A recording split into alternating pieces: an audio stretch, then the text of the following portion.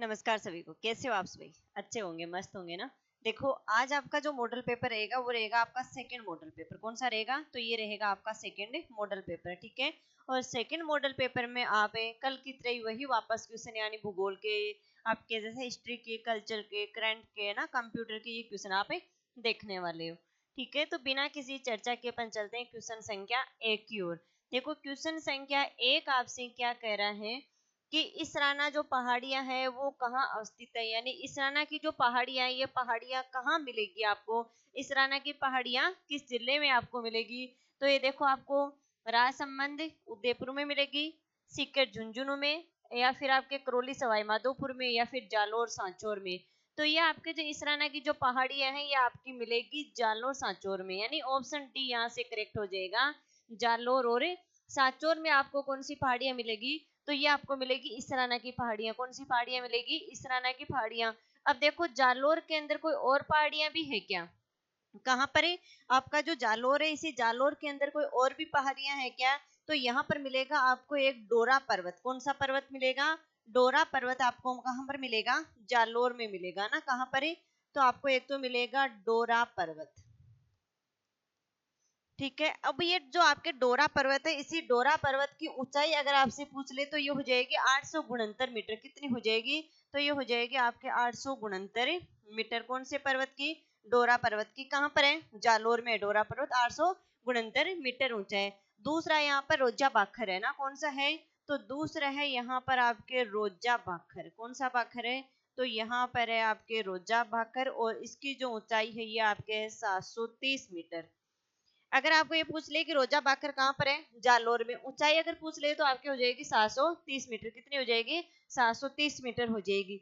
एक है यहाँ पर आपके इसराना भाकर, ये हो ही गया इसराना जो भाकर है। और इसकी ऊंचाई अगर आपसे पूछ लेना इसराना की तो ये हो जाएगी 839 मीटर। कितनी हो जाएगी? 839 मीटर है इसकी क्या हो जाएगी? ऊंचाई हो जाएगी। एक है यहाँ पर झारोला भाकर। कौन सा हो जाएगा? जारोला बाकर हो जाएगा ना। कौन सा बाकर है? तो यहाँ पर है आपके जारोला बाकर, और इसकी ऊंचाई की अगर अपन बात करें तो 588 मीटर है। कितनी है? ये आपकी यहाँ से है 588 मीटर। तो यहाँ पर देखो, जालोर में ये वाली पर्वत और पहाड़ियां भी आपको देखने को मिलेगी ना। देखो, इसराना की जो पहाड़ियां हैं ये आपको मिलेगी 839 मीटर ऊंची, और कहाँ पर है? जालोर में। डोरा पर्वत भी आपको कहाँ पर मिलेगा? जालोर में। ऊंचाई की अगर अपन बात करें तो 869 मीटर है। रोजा बाखर भी जालोर में 730 मीटर ऊंचाई पर है, और झारोला बाखर भी आपको मिलेगा से आपके जालोर में 588 मीटर। कितनी मिलेगी इसकी ऊंचाई? 588 मीटर, ठीक है। ऑप्शन डी करेक्ट हो जाएगा। अगला क्वेश्चन देखो, अगला क्वेश्चन है राजस्थान के किस जिले में जरगा पर्वत है? कौन सा पर्वत है? जरगा पर्वत है, ठीक है। और जरगा और रागा जो पर्वत है ये आप सबको पता होगा कि जरगा और रागा जो पर्वत है ये आपके उदयपुर में है। कौन से पुर में? उदयपुर में है। जरगा और रागा के बीच में जो सेक्टर है वो हरा भरा रहता है। क्या रहता है? हरा भरा रहता है। इसी कारण उसको कहते हैं देश हरो। तो अगर आपसे पूछ ले कि देश हरो किन किन के बीच में? रागा और जरगा की जो पहाड़ियां हैं, जो इनके पर्वत है, इन्हीं के बीच में क्या है? देश है। कहाँ पर है? तो ये आपके उदयपुर में है। कहाँ पर है? उदयपुर में है। एक तो आपके जरगा और दूसरा हो जाएगा रागा की पहाड़ियां या फिर रागा पर्वत। और जरगा और रागा इन दोनों के बीच में आपके क्या है? देश हरो है। क्या है? देश हरो। और ये देश हरो है कहाँ पर? उदयपुर में है। तो इसका ऑप्शन भी करेक्ट हो जाएगा कि जरगा पर्वत आपके कहाँ पर है? तो ये जरगा पर्वत हो जाएगा आपके उदयपुर में। कौन से पुर में? उदयपुर में, ठीक है। जरगा के स्थान पर आपको रागा भी नाम देख सकता है, या फिर आपको दोनों यानी जरगा और रागा दोनों नाम दे सकता है। देशहरों के बारे में पूछे तो आपके उदयपुर में हो जाएगा। अगला क्वेश्चन देखो, निम्नलिखित में से कौन सी पर्वतीय चोटी दक्षिणी अरावली में स्थित है, यानी इनमें से कौन सी जो चोटी है वो कौन सी अरावली में स्थित है? दक्षिणी अरावली में। कौन सी स्थिति है?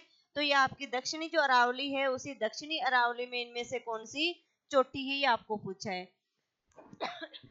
तो देखो, सिरावास है, बिलाली है, जयगढ़ है, या फिर आपके लीलागढ़ है। यानी दक्षिणी जो अरावली है वहां पर है आपके लीलागढ़ चोटी। कौन सी चोटी है? तो ये आपके हैं लीलागढ़ चोटी, ठीक है। और ये आपसे पूछ ले कि लीलागढ़ ये है कहाँ पर, तो ये आपके अजमेर में है।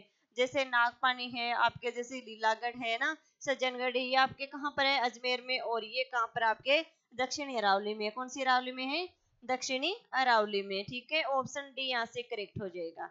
अगला क्वेश्चन देखो, अगला क्वेश्चन है कौन सा सही सुमेलित नहीं है। क्या पूछ लिया है कि इनमें से कौन सा सही सुमेलित नहीं है। देखो वागड़ का जो क्षेत्र है, डूंगरपुर और बांसवाड़ा, ठीक है, सही बात है कि सुमेलित नहीं है, पूछा है। वागड़ प्रदेश कहते हैं डूंगरपुर बांसवाड़ा वाले क्षेत्र को। मेवात में आपके जैसे अलवर और भरतपुर, ये भी सही है।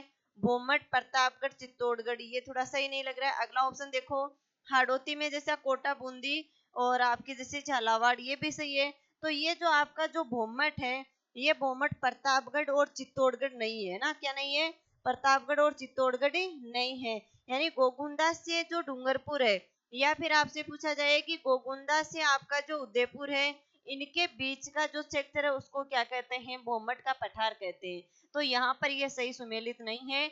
ऑप्शन सी यहाँ से क्या हो जाएगा, करेक्ट हो जाएगा। भोमट आपकी क्या है, गोगुंदा से डूंगरपुर के बीच का जो क्षेत्र है उसको भोमट का पठार कहते हैं। ठीक है, तो यहाँ पर ये गलत हो जाएगा, यानी आंसर सी यहाँ से करेक्ट होगा। अगला क्वेश्चन देखो, सुमेलित नहीं है। अब क्या पूछा है यहाँ पर, ये जो आपके सामने दिए हुए ये सुमेलित नहीं है। देखो जरका, ये अभी अपन ने देखा कि आपका जो जरका और रागा की जो पहाड़ियां हैं, जो पर्वत है, वो कहाँ पर है, उदयपुर में है। तो ये तो सही सुमेलित है। दूसरा देखो कुंभलगढ़ राजसमंद, क्या है, कुंभलगढ़ राजसमंद, ये भी सही है आपका। कुंभलगढ़ कहाँ है, राजसमंद में। भानगढ़ सिरोही, क्या है, भानगढ़ सिरोही। लेकिन ये जो भानगढ़ है ये सिरोही में नहीं है, ये आपके हैं अलवर में। कहाँ पर है, तो आपके जो भानगढ़ है ये आपके अलवर में। कौन से वर में है, तो ये आपके अलवर में है। रघुनाथगढ़ ये आपके सीकर में। तो यानी करेक्ट आंसर हो जाएगा यहाँ से सी, कि जो भानगढ़ है वो सिरोही में ना होकर ये आपके हैं अलवर में। कहाँ पर है भानगढ़, अलवर में है। जरका, उदयपुर, कुंभलगढ़ राजसमंद, रघुनाथगढ़ सीकर और आपके भानगढ़ है वो अलवर में है, जबकि सिरोही यहाँ पर ऑप्शन में दिया हुआ है। तो यहाँ से सी ऑप्शन है वो करेक्ट हो जाएगा। अगला क्वेश्चन देखो, सुमेलित कीजिए। यानी एक तरफ तो आपको क्या दिया हुआ है, पर्वत, पहाड़ियां, घाट दी हुई है, दूसरी जगह उसकी जगह दिया हुआ है। सुमेलित कीजिए, डोरा पर्वत है, या फिर आपके कामली घाट है, हर्ष की पहाड़ियां, मछली, मगरा। तो देखो डोरा पर्वत अभी अपन ने देखा, कहाँ पर देखा था, डोरा पर्वत देखा था आपके जालोर में। कौन से लोर में, जालोर में देखा था ना। ठीक है, अब देखो एक में अगर आप यहाँ से भी मिलाना चाहो तो आप देखो यहाँ से आप ऑप्शन कट कर सकते हो। यानी एक में 4, तो देखो इसमें भी 4 है, इसमें 3 है, ये कट हो जाएगा, इसमें भी 4 और इसमें, यानी 2 ऑप्शन तो आपने यहाँ से काट ही लोगे। उसके बाद में देखना आपके पास में है क्या, कमली घाट। कौन सी घाट है, कमली घाट है ना। तो देखो कमली घाट आपकी कहाँ पर है, ठीक है। और उसके बाद में हर्ष की पहाड़ियां, तो हर्ष की पहाड़ियां देखो आपके पास में, अगर ये आपको नहीं भी आ रहा है तो 1 मिनट के लिए आप इसे छोड़ दीजिए, राजसमंद में है। अगर नहीं भी आ रहा है तो आप छोड़ दीजिए कि हर्ष की पहाड़ियां कहाँ पर है, सीकर में है। तो देखो सी में अगर आपके पास में 1 है, तो यहाँ पर देखो ए में 4, ए में 4, सी में क्या है 1, यहाँ पर देखो सी में 2 है, यहाँ पर आपके पास में क्या है, सी के अंदर क्या है 1 है, यानी करेक्ट तो ये हो जाएगा। अगले ऑप्शन में देखो कमली घाट, ये मिलेगा आपको राजसमंद में। कहाँ पर मिलेगा, कमली घाट ये राजसमंद में है। और मछली जो मगरा है वो आपको मिलेगा उदयपुर में। मछली मगरा कहाँ पर मिलेगा, ये आपको मिलेगा उदयपुर में। तो यहाँ से ऑप्शन सी करेक्ट हो जाएगा। कौन सा हो जाएगा, ऑप्शन सी यहाँ से करेक्ट हो जाएगा। ठीक है, डोरा पर्वत जालोर में, कमली घाट राजसमंद में, हर्ष की पहाड़ियां सीकर में, मछली मगरा आपके उदयपुर में। अगला क्वेश्चन देखो, अगला क्वेश्चन आपके राजस्थान के किस प्रदेश में उत्ख्यात भूमि स्थलाकृति पाई जाती है। कौन सी भूमि, उत्ख्यात भूमि। देखो उत्ख्यात भूमि कौन सी होती है, कि जैसे उबड़ खाबड़ जो भूमि होती है ना उसी को क्या बोलते हैं, उत्ख्यात भूमि। जैसे जो नदियां हैं वो नदियां अपना जो जल लेकर आती है, और उन्हीं नदियों के साथ में जल के साथ साथ में क्या होता है, वहां पर गड्ढे हो जाते हैं, तो भूमि क्या है, उत्ख्यात भूमि हो जाती है। ठीक है, तो ये उत्ख्यात जो भूमि है उसकी स्थलाकृति है वो कहाँ पर पाई जाती है, ये आपसे पूछा गया। तो लूनी बेसिन में, चंबल बेसिन में, शेखावाटी में, या फिर आपके बांगड़ प्रदेश में। तो ये आपके चंबल बेसिन में पाई जाएगी। कौन सी जगह, चंबल बेसिन में। जो नदियां हैं अपना जल जो जल लेकर आती है उसी जल को एकत्रित करती है, तो उसके साथ में क्या हो जाते हैं, वहां पर गड्ढे हो जाते हैं, और वहां की जो भूमि है वो उबड़ खाबड़ हो जाती है, उसी को बोलते हैं उत्ख्यात भूमि। और ये आपको चंबल बेसिन में मिलेगी। अगला क्वेश्चन देखो, राजस्थान में छप्पन का मैदान किस नदी के बेसिन में स्थित है? कौन सा मैदान है? छप्पन का जो मैदान है वो किस नदी के बेसिन में स्थित है? बनास में, चंबल में, माही में, या फिर आपके लूनी में? यानी छप्पन के मैदान के बारे में आपसे पूछा है, कौन से बेसिन में स्थित है? तो ये आपके हैं पूर्वी मैदानी भाग में। और पूर्वी मैदानी भाग में देखो कौन सी नदी आपके, माही नदी है। कौन सी नदी है? माही नदी है। तो ये आपके माही नदी के बेसिन में ये स्थित है, क्या? छप्पन का मैदान। ठीक है, कौन सी जगह है? माही। और अगर आपको मैदानी भाग का पूछ ले तो ये आपके पूर्वी मैदानी भाग में है। कौन से भाग में? पूर्वी मैदानी भाग में आपके माही नदी के बेसिन में। ठीक है, छप्पन का मैदान। अगला क्वेश्चन देखो, अगला क्वेश्चन है आपके सामने,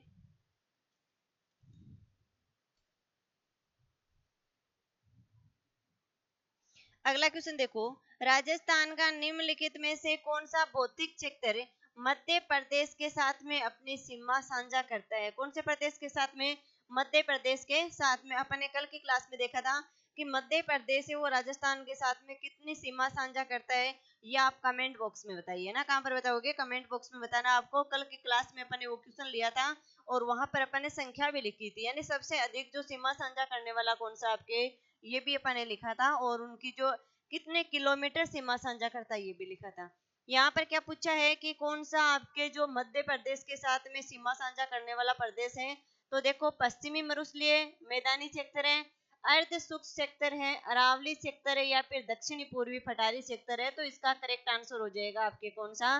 दक्षिणी पूर्वी पठारी क्षेत्र। यानी राजस्थान के आपके कौन सी जगह, यानी यहाँ से क्या करता है आपके, यानी यहाँ से यह वाला राजस्थान है और ये गुजरात है, और गुजरात के बाद में यहाँ पर कौन सा है?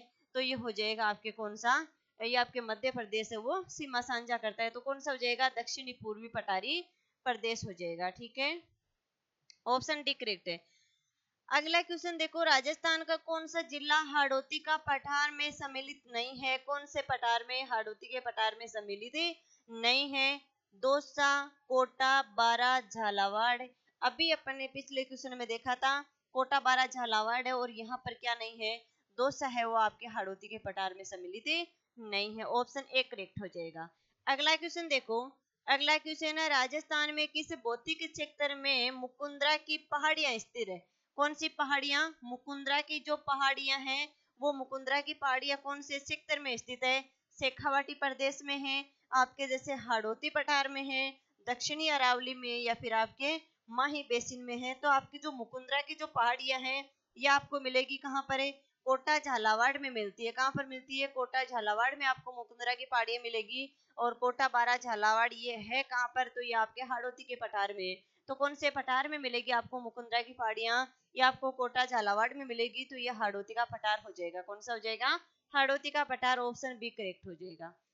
अगला क्वेश्चन देखो, डंग गंगधर उच्च भूमियां अवस्थित है। कौन सी भूमियां? डग और जो गंगधर जो भूमि है, उच्च जो भूमि है वो कहाँ पर स्थित है? तो ये देखो, उत्तरी अरावली प्रदेश में, या फिर आपके दक्षिणी अरावली प्रदेश में, या फिर आपके हाड़ौती पठारी प्रदेश में, या फिर आपके नागौरी, नागौरी उच्च भूमि में। तो ये आपको जैसे डग गंगधर जो आपके पास में जो उच्च भूमि है ये आपको झालावाड़ में मिलेगी। कहाँ पर मिलेगी? झालावाड़ में मिलेगी। और झालावाड़ है वो आपके कौन से प्रदेश में आता है? ये आपके हाड़ौती पठारी प्रदेश में आता है। तो डकगंगधर है ये आपको अगर प्रॉपर जगह पूछ ले तो झालावाड़ करना है। क्या करना है? तो वहां पर आपको करना है झालावाड़। कौन सा वार्ड करना है? झालावाड़। और यहाँ पर पठारी क्षेत्र में पूछा है तो झालावाड़ है वो कौन से प्रदेश में आता है? ये आपके आता है हाड़ौती पठारी प्रदेश में। यानी यहाँ से ऑप्शन सी करेक्ट हो जाएगा, हाड़ौती पठारी प्रदेश। कौन सा हो जाएगा? हाड़ौती पठारी प्रदेश। ऑप्शन सी करेक्ट हो जाएगा। अगला क्वेश्चन देखो, घोड़े की नाल की आकृति वाली रामगढ़ पहाड़ी राजस्थान में कहाँ स्थित है? देखो, अगर आपसे पूछ लेना कि घोड़े की नाल के समान या घोड़े की नाल की आकृति में वो आपकी कौन सी पहाड़ियां हैं? वो रामगढ़ की पहाड़ियां कौन सी है? तो घोड़े की नाल की आकृति में आपके रामगढ़ की पहाड़ियां। पूछा क्या है कि राजस्थान में कहाँ पर स्थित है। ठीक है, तो देखो, मुकुंदरा की पहाड़ियां में स्थित है, साहेबाद उच्च भूमि में है, डक गंगधार की पहाड़ियों में है, या फिर आपके गोडवाड़ी प्रदेश में। यानी डायरेक्ट आपको पूछा क्या है कि रामगढ़ की जो पहाड़ियां हैं वो पहाड़ियां आपके कहाँ है? तो ये आपको मिलती है रामगढ़ की पहाड़ियां। आप याद करो, ये मिलेगी आपको कहाँ पर? बारा में। कहाँ पर है?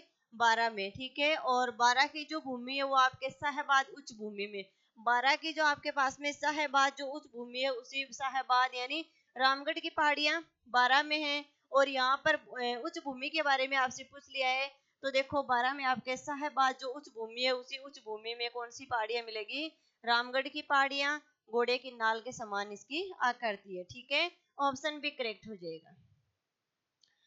अगला क्वेश्चन देखो, कुंभलगढ़ और गोगुंदा के बीच का पठार क्या है, किसके बीच का, कुंभलगढ़ और गोगुंदा का जो है उनके बीच का जो पठार है उसी पठार को क्या कहते हैं, तो देखो मालवा का पठार, भोराट का पठार, पोतवार का पठार या फिर विंध्यन का पठार। तो ये कौन सा पठार हो जाएगा, यह आपसे पूछा गया है, ठीक है। तो ये हो जाएगा आपका कौन सा,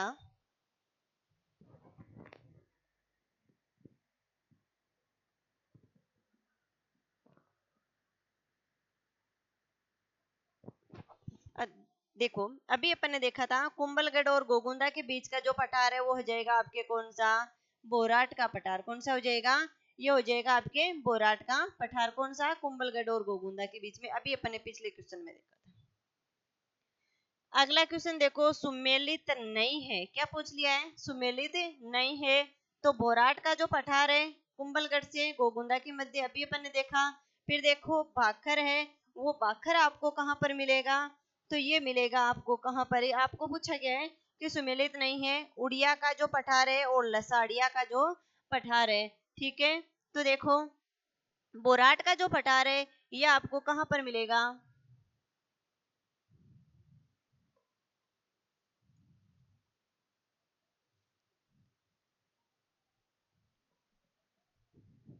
हाँ तो देखिए बोराट का पठार मिलेगा आपको कुंभलगढ़ से गोगुंदा के बीच में, ठीक है।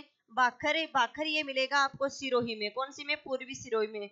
उड़िया का पठार ये आपके माउंट आबू में है ये। और लसाड़िया का जो पठार है ये आपके राज संबंध में नहीं है, जय संबंध में है। कहाँ पर है, जय संबंध में है। कौन सा, लसाड़िया का पठार, ये आपके राज संबंध में नहीं है। तो आपको यहाँ पर देखो ऑप्शन डी क्या हो जाएगा, आपके करेक्ट हो जाएगा, यानी यह सुमेलित नहीं है।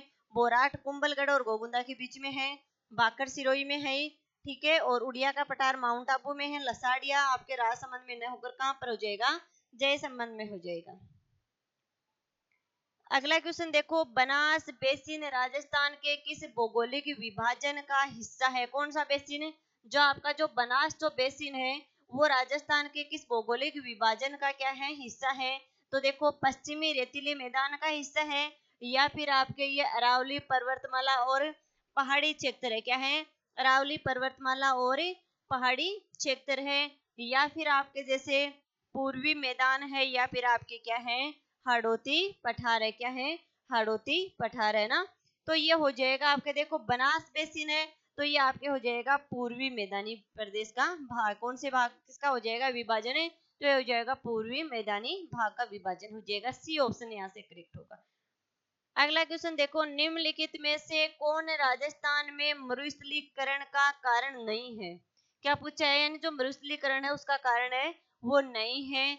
तो वनों की कटाई, अधिक पशु चराई, अल्प बारिश या फिर जैविक खेती। तो देखो वनों की कटाई से भी क्या होगा, मरुस्थलीकरण होगा, अधिक पशु चराई से भी होगा, अल्प बारिश से भी होगा, लेकिन जैविक खेती का यहाँ पर कोई भी योगदान नहीं है। ऑप्शन डी यहाँ से करेक्ट हो जाएगा। अगला क्वेश्चन देखो, राजस्थान में ओरण क्या है, जैसे अपन गांव में बोल देना कि ये ओरण की जमीन है, तो वो ओरण क्या है। पूर्वी राजस्थान के चारागाह को ओरण कहते हैं, पश्चिमी राजस्थान की बंजर भूमि को ओरण कहते हैं, पश्चिमी राजस्थान के पवित्र उपवन को ओरण कहते हैं, या फिर पूर्वी राजस्थान के पवित्र जो उपवन है उनको ओरण कहते हैं, यानी ओरण किसे कहा जाता है। तो ये ओरण कहा जाता है आपके, जैसे पश्चिमी राजस्थान में जो अपवित्र जो वन है उनको क्या कहते हैं, उन्हीं को क्या कहेंगे, आपके ओरण कहेंगे ना।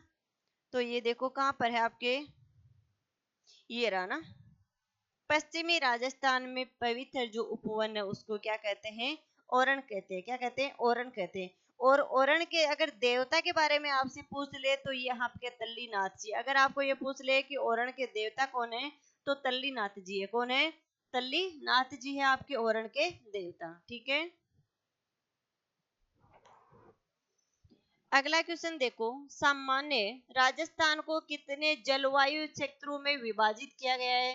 अब देखो, कल तो अपन एक क्वेश्चन देखा था भौतिक प्रदेश का, आज किसका है कि जो राजस्थान है उसको जलवायु क्षेत्र में यानी कितने जलवायु क्षेत्र में उसको विभाजित किया गया है, 5 में, 4 में, 6 में या फिर आपके 3 में। तो जलवायु जो क्षेत्र है राजस्थान को वो आपके 5 भागों में इसको क्या किया गया है, विभाजित किया गया है। कितने भागों में, 5 भागों में किया गया। अगला क्वेश्चन देखो, अगला क्वेश्चन है आपके, निम्नलिखित में से कौन सा कारक राजस्थान की जलवायु को निर्धारित नहीं करता है। यानी 3 तो क्या करते हैं, जलवायु को निर्धारित करते हैं, एक यहाँ पर क्या करता है, निर्धारित नहीं करता है। तो देखो, समुद्र से दूरी, ये तो राजस्थान की जो जलवायु उसको क्या करेगा, निर्धारित करेगा। अक्षांशीय स्थिति ये भी करेगा, देशांतरीय स्थिति और पवन की दिशा भी करेगी, और देशांतरीय स्थिति है ये यहाँ पर ये निर्धारित नहीं करेगी। ये किसको निर्धारित करती है, समय को। किसको करती है, समय को, यानी कि समय को निर्धारण करने वाली आपके देशांतर स्थिति है। कौन सी है, देशांतर स्थिति है। तो ऑप्शन सी यहाँ से करेक्ट हो जाएगा। अगला क्वेश्चन देखो, ये आपके देखो हिस्ट्री के क्वेश्चन आ गए। गणेश्वर सभ्यता की खोज किसने की थी। आपकी जो गणेश्वर जो सभ्यता है इसकी खोज किसने की थी। गणेश्वर सभ्यता आपके कहाँ पर है, तो ये आपके कांतली नदी के किनारे है, सिक्कर में। कहाँ पर है, कांतली नदी के किनारे सिक्कर में है। खोज के बारे में पूछा है रतन चंद्र अग्रवाल ने, दयाराम साहनी ने, बीबी लाल ने या फिर एमडी खर्रे ने। ठीक है, तो ये आपके की है रतन चंद्र अग्रवाल जी ने, यानी गणेश्वर सभ्यता की खोज करने वाले रतन चंद्र अग्रवाल जी। दयाराम साहनी और बीबी लाल और इनका सहयोग किया था एमडी खर्रे ने कालीबंगा सभ्यता में। कहां पर किया था, कालीबंगा सभ्यता में। अगला क्वेश्चन देखो, निम्नलिखित में से किस सभ्यता को भारत की ताम्र युगीन सभ्यताओं की जननी कहते हैं। क्या, ताम्र युगीन जो सभ्यताएं हैं उन्हीं सभ्यताओं की क्या कहते हैं, जननी कहते हैं। कालीबंगा को कहेंगे, गणेश्वर को, अहड़ को या फिर आपके गिलुंड को। तो ये कहेंगे आपके गणेश्वर जो सभ्यता है जिनकी खोज आरसी अग्रवाल यानी रतन चंद्र अग्रवाल ने की है, इन्हीं सभ्यता को क्या कहते हैं, ताम्र युगीन सभ्यताओं की जननी कहते हैं। अगर ताम्र युगीन सभ्यता आपसे पूछे तो वो अहड़ हो जाएगी। कौन सी हो जाएगी, अहड़ हो जाएगी। लेकिन ताम्र युगीन सभ्यताओं की जननी अगर आपसे पूछ ले तो वो गणेश्वर होगी। क्यों, कौन सी होगी, गणेश्वर हो जाएगी। अगला क्वेश्चन देखो, किस सभ्यता में मकान और बस्तियों के निर्माण में ईंटों का प्रयोग नहीं होता था, यानी ईंटों का प्रयोग नहीं हुआ है। अहाड़ में, कालीबंगा में, गणेश्वर में या बेराट में। तो देखो, गणेश्वर जो सभ्यता है ना, यहाँ पर जो मकान और यहाँ के जो बांध बनाए हुए मिले हैं वो केवल पत्थरों से निर्मित है। किससे निर्मित है, केवल पत्थरों से निर्मित है। वहां पर कोई भी ईंट का प्रयोग नहीं हुआ है। तो ऑप्शन सी यहाँ से क्या हो जाएगा, करेक्ट। यानी यह एक ऐसी सभ्यता है जहाँ पर ईंटों का प्रयोग बिल्कुल भी नहीं हुआ है। यहाँ पर जो मकान और बांध है वो पत्थरों से निर्मित बने हुए मिले। अगला क्वेश्चन देखो, कौन सी सभ्यता धूलकोट या ताम्रवती नगरी के नाम से जानी। देखो, ताम्र युगीन सभ्यताओं की जननी गणेश्वर, और ताम्रवती नगरी कौन सी आ गई है, अहड़ आ गई है। कौन सी है, अहड़। और अहड़ को ही क्या कहते हैं, धूलकोट कहते हैं। क्या कहते हैं, धूलकोट कहते हैं। तो ये हो जाएगी आपके अहड़, यानी अहड़ का उपनाम है धूलकोट, और इसी को कहते हैं ताम्रवती नगरी। क्या कहते हैं, ताम्रवती नगरी कहते हैं। अगला क्वेश्चन देखो, राजस्थान की किस सभ्यता को ताम्रवती नगरी के रूप में भी जाना जाता है। वापस कौन सा क्वेश्चन आ गया है, ताम्रवती नगरी। तो ये आपकी हो जाएगा ऑप्शन बी, यानी अहड़ सभ्यता है ना। कौन सी है, अहड़ सभ्यता। अगला क्वेश्चन देखो, पुरातात्विक स्थल नदी से सुमेलित नहीं है। क्या पूछ लिया है, नहीं है। तो जोधपुरा सापी नदी के किनारे, ओजियाना खारी नदी के किनारे, ठीक है, और आपके कालीबंगा घग्गर के किनारे, और बालाथल वो कांतली नदी के किनारे। कांतली नदी के किनारे तो आपकी है गणेश्वर सभ्यता। तो ऑप्शन डी यहाँ से करेक्ट हो जाएगा कि ये सुमेलित नहीं है। जोधपुरा साबी नदी के किनारे हैं, ओजियाना खारी के किनारे हैं, कालीबंगा घग्गर के किनारे, और बालाथल कांतली नदी के किनारे नहीं है। कांतली नदी के किनारे आपकी गणेश्वर सभ्यता है। कौन सी है, गणेश्वर सभ्यता है ना। राजस्थान के किस जिले में ओजियाना स्थल की स्थिति है। जो आपका जो ओजियाना है वो आपके कहाँ पर है, गंगानगर में, भीलवाड़ा में, उदयपुर या फिर राजसमंद में। तो ये आपके है भीलवाड़ा में। कहाँ पर है, भीलवाड़ा में। ठीक है, अगला क्वेश्चन देखो, निम्नलिखित युग्मों में से कौन सा युग्म पुरा स्थल संबंधित जिला सुमेलित नहीं है। जोधपुरा, जयपुर सही है। सुनारी, झुंझुनू ये भी सही है, गिलुंड राजसमंद ये भी सही है, ओजियाना ये आपके चित्तौड़गढ़ नहीं है, कौन सा वाड़ा है, भीलवाड़ा है, कौन सा है, भीलवाड़ा है, ठीक है, तो ऑप्शन डी यहाँ से करेक्ट हो जाएगा। अगला क्वेश्चन देखो, कालीबंगा राजस्थान की किस स्थान पर स्थित है, यानी कालीबंगा है वो राजस्थान में कौन से स्थान पर है, हनुमानगढ़ में, श्रीगंगानगर में, जयपुर में या फिर सीकर में, तो ये आपके हनुमानगढ़ में, कौन सी जगह है, हनुमानगढ़ में आपके कालीबंगा सभ्यता, कौन सी सभ्यता, कालीबंगा और रंगबैल आपके कहाँ पर है, हनुमानगढ़ में, ऑप्शन ए करेक्ट हो जाएगा। अगला क्वेश्चन देखो, गठियाला शिलालेख में निम्नलिखित में से किस वंश की जानकारी मिलती है, कौन से शिलालेख में, गठियाला शिलालेख जो आपका फलोदी में है, और वहां पर कौन से वंश की जानकारी मिलती है, गुहिलोत की, या फिर आपके कच्छावा की, या फिर आपके सिसोदिया की, या मंडोर के प्रतिहारों की, तो ये चर्चा अपन ने कल भी की थी कि मंडोर के जो प्रतिहार है उनकी जानकारी देता है आपके गठियाला का शिलालेख जो फलोदी में, कहाँ पर है, फलोदी में, तो ऑप्शन डी यहाँ से करेक्ट हो जाएगा, मंडोर के प्रतिहार। अगला क्वेश्चन देखो, निम्नलिखित में से कौन सा लोक देवता रामदेव जी के मौसेरे भाई थे, किसके मौसेरे भाई थे, रामदेव जी के, केसरिया कंवर जी थे या आपके गुगा जी के पुत्र थे केसरिया कंवर जी ना, तल्लीनाथ जी, पाबू जी या हड़बू जी, तो रामदेव जी के मौसेरे भाई थे वो आपके थे हड़बू जी, कौन थे, हड़बू जी सांकला थे, और ये आपके पांचों पीर में भी पांचों पीर में भी आपके रामदेव जी और कौन है, हड़बू जी, ऑप्शन डी करेक्ट हो जाएगा।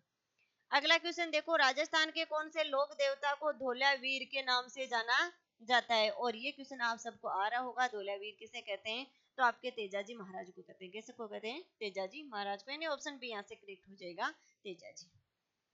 अगला क्वेश्चन देखो, तेजाजी की जन्म स्थल का नाम क्या है, यानी तेजाजी का जो जन्म हुआ था वो कहाँ पर हुआ था, खड़नाल में, ददरेवा में, कोल्लू में या फिर आपके आसिंद में, तो ये आप सबको पता होगा खड़नाल में, कहाँ पर है, खड़नाल में। अगला क्वेश्चन देखो, निम्नलिखित में से कौन सा युगम लोक देवता और उनकी माता जी से सुमेलित नहीं है, ये आपसे पूछा है, गोगा जी की माता का नाम था बादशाह दे, सही है, बाबू जी कमला दे ये भी सही है, रामदेव जी मेणा दे ये भी सही है, तेजा जी राम प्यारी, तो देखो तेजा जी की जो माता थी उनका नाम राम प्यारी नहीं है, राम कंवरी है, क्या है, राम कंवरी, किनकी माता जी का नाम, तेजा जी की माता जी का नाम, तो ऑप्शन डी यहाँ से क्या हो जाएगा, करेक्ट हो जाएगा। अगला क्वेश्चन देखो, निम्नलिखित में से किस लोक देवता से आसिंद भीलवाड़ा का संबंध रहा है, यानी कौन से लोक देवता है जिनका संबंध कहाँ से रहा है, आसिंद भीलवाड़ा से, मल्लीनाथ जी का, मेहा जी का, रामदेव जी का या फिर देवनारायण जी का, तो ऑप्शन डी यहाँ से करेक्ट हो जाएगा, देवनारायण जी का जो संबंध है ये आपके आसिंद भीलवाड़ा से रहा है, कहाँ से रहा है, आसिंद भीलवाड़ा से रहा है। अगला क्वेश्चन देखो, थर्ड एक प्रकार की स्क्रोल चित्रकारी है जो स्थानीय देवताओं और भगवानों की विस्तृत धार्मिक कहानियों का वर्णन करती है। थर्ड पर पहला डाक टिकट भारत सरकार द्वारा 1992 में जारी किया गया था और वो भी 5 रुपए का। यह राजस्थान के निम्नलिखित में से किस स्थानीय देवी या देवता से संबंधित है, यानी कुल मिलाकर आपको क्या पूछा है कि 1992 में, और अगर प्रॉपर अगर आपसे डेट पूछे ना तो ये 2 सितंबर 1992 को 5 रुपए का डाक टिकट जारी हुआ था, और वो भी आपके देव नारायण जी की जो फड़ है उसी फड़े पर, ठीक है, कौन सी फड़ पर, देव नारायण जी की जो फड़ है उसी फड़ पर 5 रुपए का डाक टिकट जारी हुआ था 2 सितंबर 1992 को, तो ये आपके देव नारायण जी की फड़ हो जाएगी, ठीक है।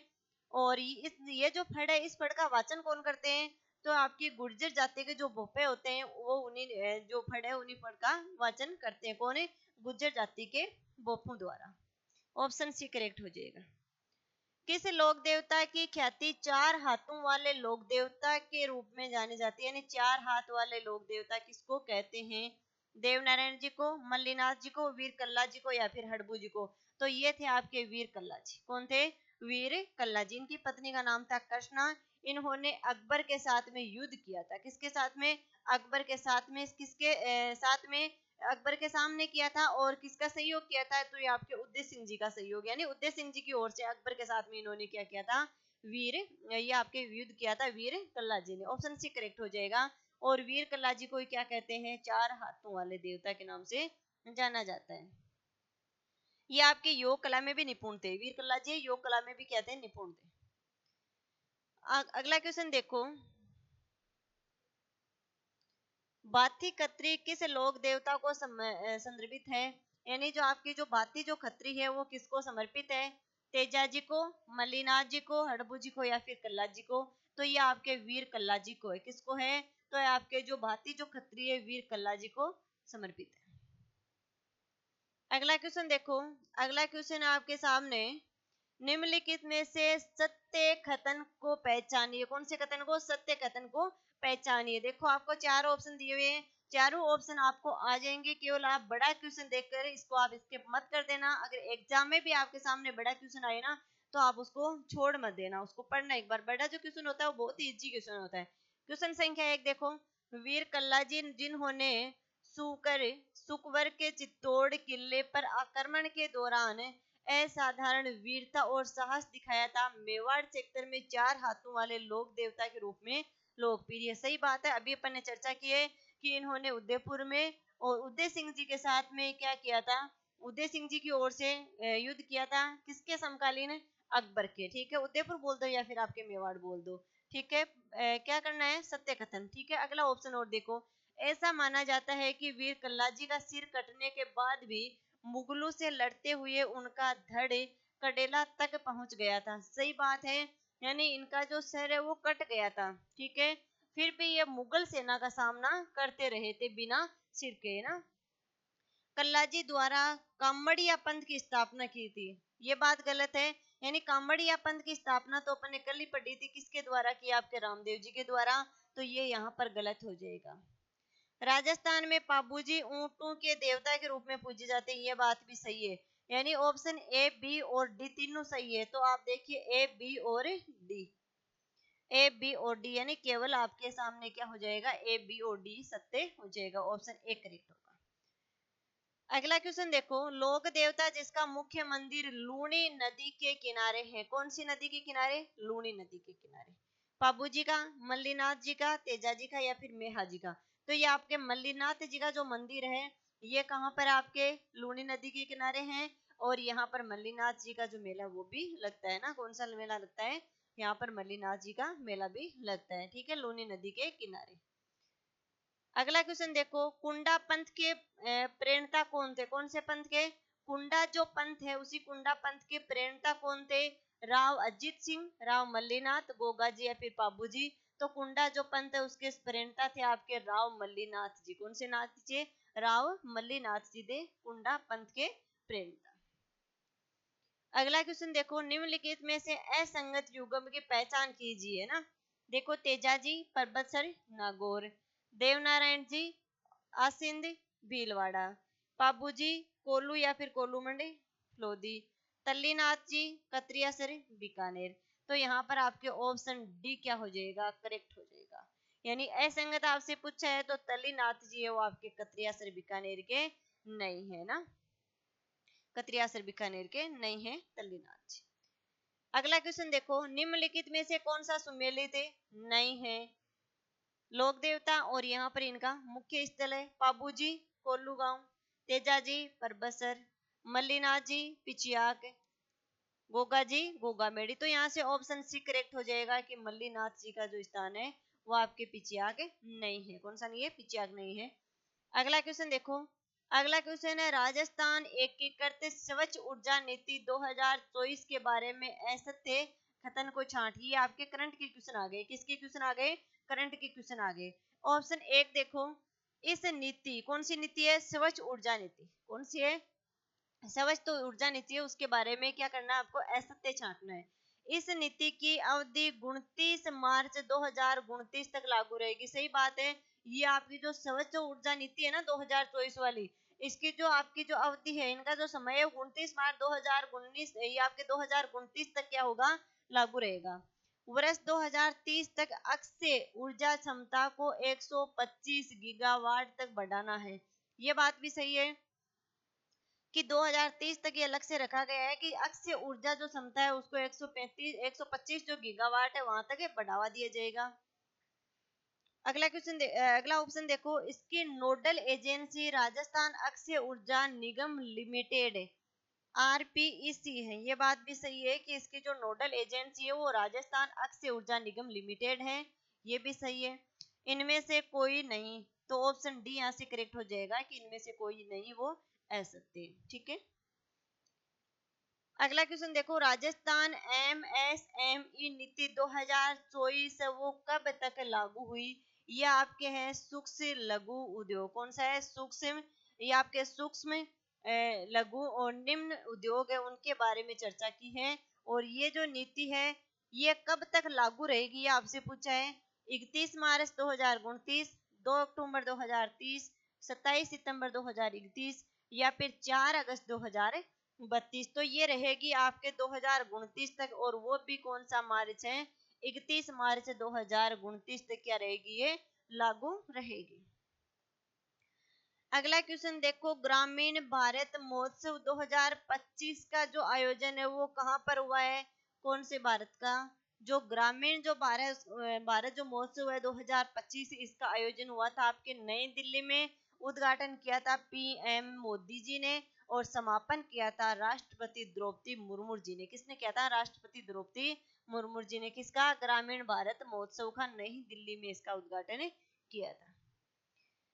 अगला क्वेश्चन देखो, 85वां अखिल भारतीय पीठासीन अधिकारी सम्मेलन का आयोजन कहाँ पर किया गया है, कौन से का, ये आपके 85वां है अखिल भारतीय पीठासीन जो अधिकारी सम्मेलन है उसका आयोजन है वो कहाँ पर किया गया है, तो ये आपके पटना बिहार में किया था। उद्घाटन किया था आपके ओम बिरला जी ने। किसने किया था, ओम बिरला जी ने, और पटना बिहार में किया था। किसका, जो आपके भारतीय जो पीठासीन है उसी का जो सम्मेलन हुआ था उसका उद्घाटन किया गया था पटना बिहार में।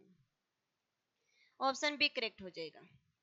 अगला क्वेश्चन देखो, 18वां प्रवासी भारतीय दिवस सम्मेलन कहाँ आयोजित हुआ है, कौन सा, 18वां जो प्रवासी जो भारतीय दिवस सम्मेलन है वो कहाँ पर आयोजन हुआ है, कटक उड़ीसा में, भुवनेश्वर में, नई दिल्ली में या फिर आपके गुजरात में। तो ये हुआ था आपके भुवनेश्वर उड़ीसा में। कहाँ पर हुआ था, भुवनेश्वर उड़ीसा में हुआ था। अगला क्वेश्चन देखो, ऑपरेशन सूर्य किरण का आयोजन कहाँ किया गया है, और वो भी कब हुआ, आपके जनवरी 2025 में। कब हुआ है, जनवरी 2025 में। देखो ऑपरेशन जो सूर्य किरण है ना, ये नेपाल और भारत के साथ में होता है। किसके साथ में होता है, नेपाल और भारत के साथ में होता है। तो ये कहाँ पर किया है, भूटान, चेन्नई, जैसलमेर या फिर आपके सलडंडी नेपाल में। तो ये आपके सलजंडी नेपाल में किया है। किन किन के बीच में, नेपाल और इंडिया के बीच में, जनवरी 2025 में हुआ। अगला क्वेश्चन देखो, एक सेकेंड रुकना।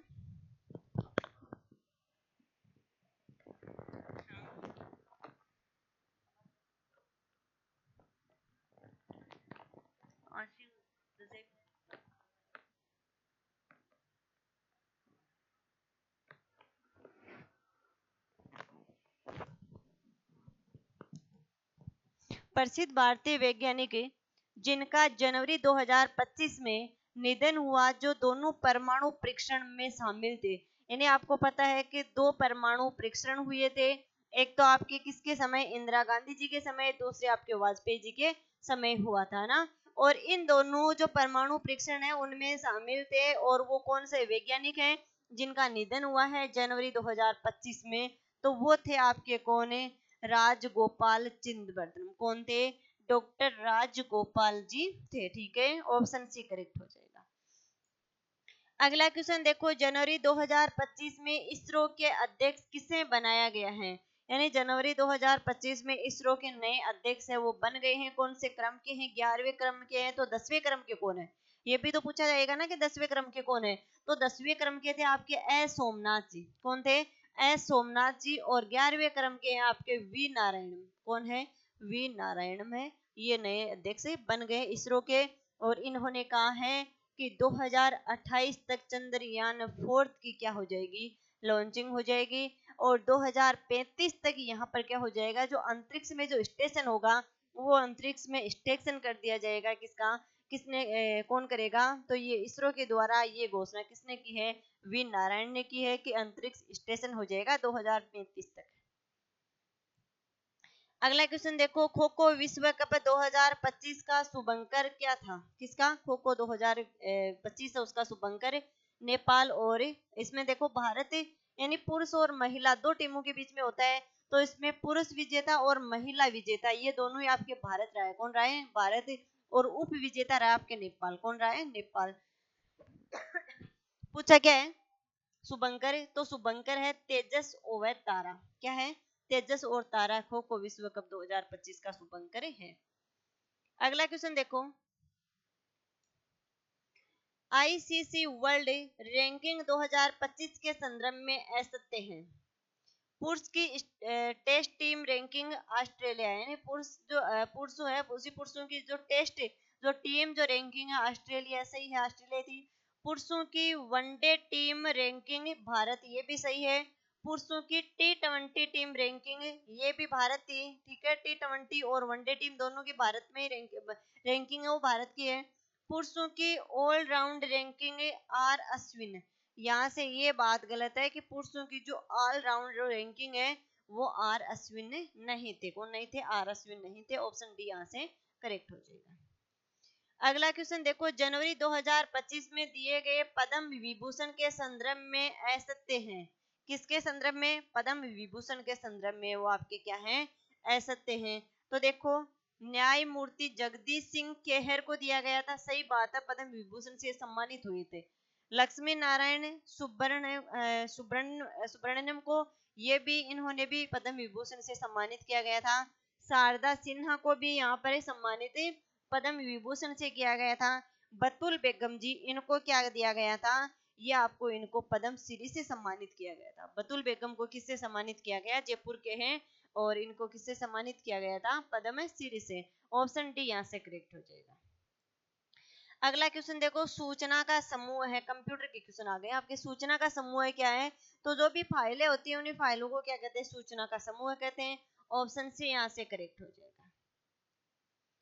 रैम से तात्पर्य क्या है? कुल मिलाकर आपको रैम की फुल फॉर्म पूछी है तो रैंडम एक्सेस मेमोरी क्या हो जाएगी? Random access memory. Option D यहाँ से करेक्ट हो जाएगा, रैंडम एक्सेस मेमोरी। अगला क्वेश्चन देखो, डॉट डॉट डॉट कंप्यूटिंग है, यहाँ से ना टाइपिंग मिस्टेक में हट गया। कंप्यूटिंग अनुप्रयोग और सेवाओं को वर्चुअल संसाधनों का उपयोग कर एक वितरित नेटवर्क पर चलने वाले को दर्शाया जाता है, और उसके कहते हैं क्लाउड। क्या कहते हैं? क्लाउड कहते हैं। यानी जो भी वर्चुअल जो संसाधन है उसका उपयोग करके एक वितरित में क्या करते हैं? नेटवर्क बनते हैं, उसी नेटवर्क पर चलने के लिए उसे दर्शाया जाता है, और वो होता है क्लाउड। क्या होता है? क्लाउड होता है। ऑप्शन भी करेक्ट हो जाएगा। अगला क्वेश्चन देखो, कोर्ट्रिज शब्द से जुड़ा हुआ है। कोर्ट्रिज है वो किससे जुड़ा हुआ है? तो कोर्ट्रिज कहते हैं जॉयस्टिक को। क्या, किसको कहते हैं? जॉयस्टिक को। और जॉयस्टिक आपके पॉइंटिंग इनपुट डिवाइस है। कौन सी है? जो मल्टीमीडिया गेम खेलने के लिए उपयोग की जाती है। ऑप्शन सी करेक्ट हो जाएगा। अगला क्वेश्चन है, सबसे ज्यादा प्रचलित ऑपरेटिंग सिस्टम कौन सा है? MS DOS है, यूनिक्स है, विंडोज है, या फिर आपके मैकिंटोश है? तो ये आपके हैं विंडोज। ऑप्शन सी करेक्ट हो जाएगा। क्या होगा? विंडोज है वो प्रचलित ऑपरेटिंग सिस्टम है। तो ये आज का रहा आपका मॉडल पेपर। आपको कैसा लगा कमेंट बॉक्स में बताइए। नेक्स्ट क्लास में फिर से मिलते हैं। धन्यवाद।